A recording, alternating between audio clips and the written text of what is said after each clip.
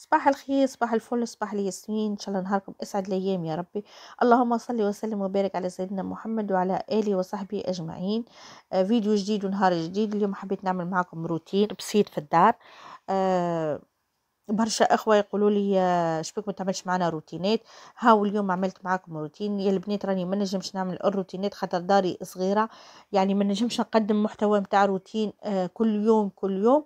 الدار صغيرة يعني ما نجمش، ما نلقاش ما نعمل فيها، فهمتوا؟ ان شاء الله يا ربي كان ينوب عليا يا ربي ونلقى دار اخرى. عندي قاعدة نلوج على دار ما اكبر، ان شاء الله كي نلقى دار نولي كل يوم نعمل معاكم روتين. قبل كل شيء البنات حبيت نرحب بكل اخواتي الجدد اللي دخلوا عندي. نحب نقول لكم مرحبا بكم، نورتوني وشرفتوني، وجودكم في قناتي على راسي من فوق.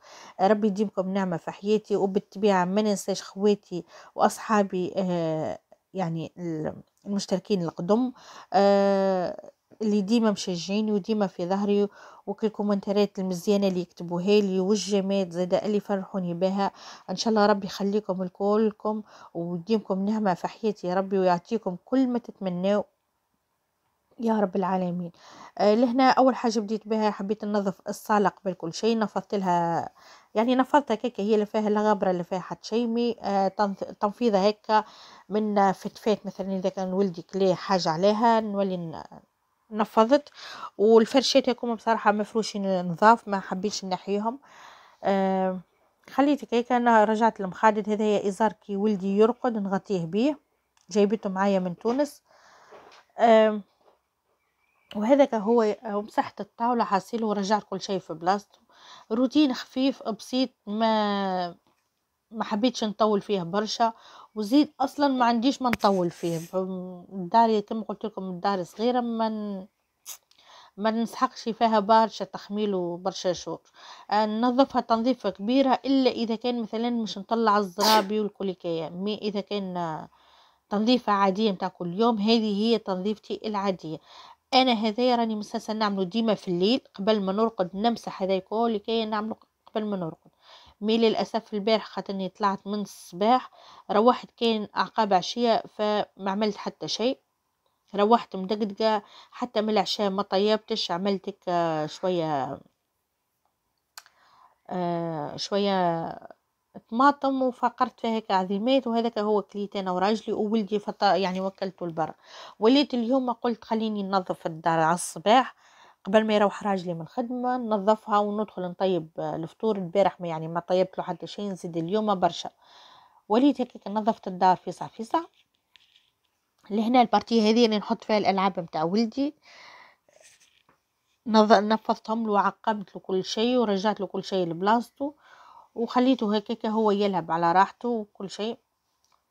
ومشيت انا كملت نظفت بيت الفطور، ومن بعد كده حسيت وكملت البلكونه وكل شيء ودخلت. وصلوا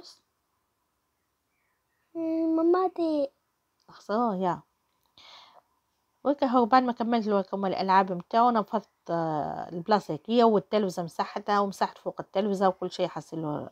ودخلت على بيت الفطور. لهنا عنده الالعاب نتاعو ديما يلعب بيهم هنا فوق الطاوله، يبدا يحط لك كرهب كرهبه بجنب كرهبه ويبدا يمشي فيهم على الطاوله وكل شيء. وديما الناب هذا يبدا مقلقه. وليت قلت يلا نحيه ونخلي له البلاصه تبدا واسعه باش يبدا على راحته يلعب. ما نحبش بصراحه نضيق عليه. اولا الدار ضويقه، وزيد ولدي ديما معايا ما لقيتلوش روضه. تو عندي عامين وانا نقيد له في الروضات، والتو كل مره يقولوا لي راهي معبي وقتين تبدا بلاصه فاضيه تناديوك. الى حتى توا ما فما حد شيء. صدقوني المانيا فزدت فزدت فزدت طريقه ماهيش عاديه. لهنا لقيته كاتب لي بستيل، وقعدت هكاك نفشفش ونحاول اني نحيه، ما حبش تنحالي على خاطرك شي. هي الطاوله متاعي هذه لوح، كي تكتب عليها بستيل وما يتنحاش بسهوله. وليت حكيتها كما جيت نحى منها طريف، وقلت كل مره نحك شويه لين ينحيه. ياك هو رجعت هكا كل شيء في بلاصتو. البابس الماء ديما موجودين. غادي كي لقيت روحي صيد دخت هبط، وليت قعدت وشربت الماء. ديما الماء كيف تشربوه اشربوه وانتم قاعدين، ما تشربوش الماء وانتم واقفين. لهنا مسحت التليفونات متاعي هذوما التليفونات عندي قدمي مازالوا يمشيو. انا كل ما يطلع تليفون جديد نخلي القديم ونمشي نشري واحد جديد صنعة فيه. لهنا عندي الطابلت هذيا البنات كسرها لي ولدي، مازالت جديدة، شريها لي راجلي في عيد ميلادي عام ناول. مشيت طيحها لي هكا فوق الصحن، ضربة صغيرة من اللوطة تكسرت وتشلخت لي على البلارة الكل كي ما لقيتش كيفاش باش نعملها، كيفاش باش نصلحها. مشيت نسأل على التصليح نتاعها يكلفني طابلات جديدة، ما عرفتش واش مش نعمل لها بصراحة. وهي تجرح وانا ولدي ديما يحب يقعد يتفرج عليها، يعني يحب يحط الاطفال نتاعو يقعد يتفرج. ياك هو كملت الطاولة وقديتها الكل كيا، ومشيت عملت لاسبيراتور للدار الكل كيا. الكراسي زاد كيف مسحتهم ونفضتهم بالباهي، نحيت لهم اللي يبدا على جناب يبدا هابط. الجلود هكو مية هما مش جلد، انا نقول لهم جلد. عملت لهم لاسبيراتور ومن بعد طلعتهم للبلكونه نفضتهم، ومن بعد رجعتهم. بصراحه ما مسحتش القاعه خاطر قبلها بنهار انا ماسحه القاعه. فما نعملش ديما الماء على القاعه هذه، خاطر اذا كانت يعني تشرب برشا ماء تولي كيفاش يعني تبوط ولا كيف هي، خاطر ماهوش زليز وماهوش سيراميك. لهنا كيف نفضت البلكونه مساحتها وقديتها حسيت مساحه الغبره اللي فيها، ونحيت الدبش، كان عندي دبش منشور نحيته، وخليت هيك المناشر محطوطه كما هي خاطر عندي صابون اخر مش نطلع ننشره. وكا ودخلت للكوجينه لك المعركه الكبيره نتاع الكوجينه اللي الماعون ما غسلتوش، يعني قبلها بنهار ما غسلتش الماعون. عندي الغسالة الماعون كانت معبيه ونظاف، وليت فرغتها رجعت كل شيء لبلاصتو، وغسلت وحطيت الماعون اللي مش تحط فيها واللي مش تغسل باليد اغسلته ياك هاو. من بعد لكيا ومسحت عصير الغاز والوجق، وغسلت الواش بيكن اللافابو متاعي نظفته وقديته وكهو. وبعد لك دخلت للعشاء. يا ايه مامي عايش ولدي ياك هاو. دخلت حسيله للعشاء، قلت اليوم مش نعمل البارح ما طيبت حتى شيء الراجلي، يلا اليوم قلت على القليله نعمل له حاجه يعني قوي بها روحه. مش نعمل مقارونه باللحم المفروم. اول حاجه خذيت الكروانه نتاعي، حطيت فيها شويه زيت، حطيت فيها بصله كبيره قصيتها كيكه مربعات صغيرين، وخذيت سنينات ثوم زدت رحيتهم فوق البصل وقليتهم الزوز مع بعضهم. كي تقلاو حطيت عليهم اللحم المفروم، وخليتهم يتقلاو لين اللحم تبدل اللون نتاعو. وعلى جنب الاخر حاطه الطنجره نتاعي وحاطه فيها الماء،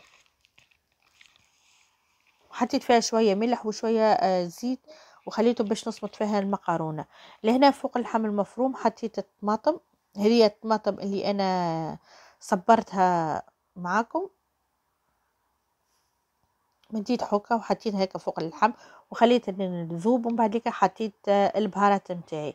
انا في المقارونه هذه ما نحطش فيها برشا بهارات، حطيت جيست ملح وفلفل اكحل وشويه كركم وشويه سكنجبير اكاهو، وخليتها حسلوا هكاك لين تقلاو شويه مع بعضهم. ومن بعد كده حطيت صبيت عليهم الماء، حطيت عليهم زيادة فلفل الاحمر ومغرفه صغيره نتاع طماطم معجونه. هذوما البهارات اللي انا نحطهم على اللحم المفروم.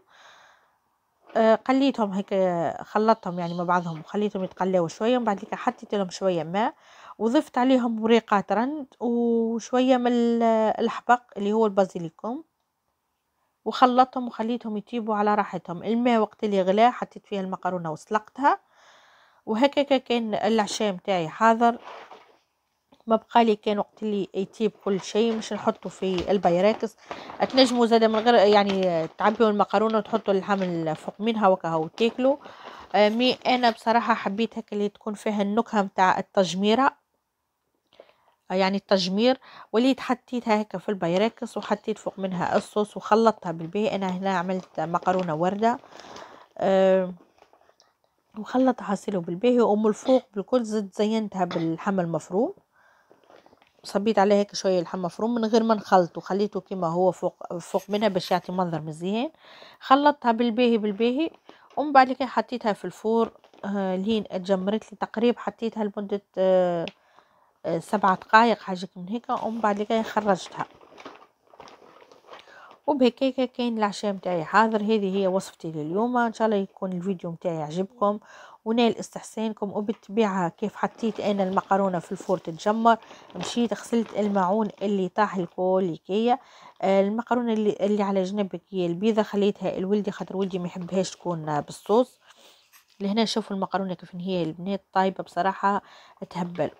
اصلا كليناها الكل دوبا ما هبط شي راجلي، يعني انا كملت طيبت وقديت صي وسكرت الفيديو وراجلي دخل. هاي قلت له جيت وجابك ربي العشاء الفطور مازال سخون، يلا نقعدوا نفطروا. ياك هو كملت هذاك، غسلت الماعون قديت كل شيء في بلاصتو. كل شيء خليته نظيف، ما عندي هيش معون، ما عندي حتى شيء، جست الماعون اللي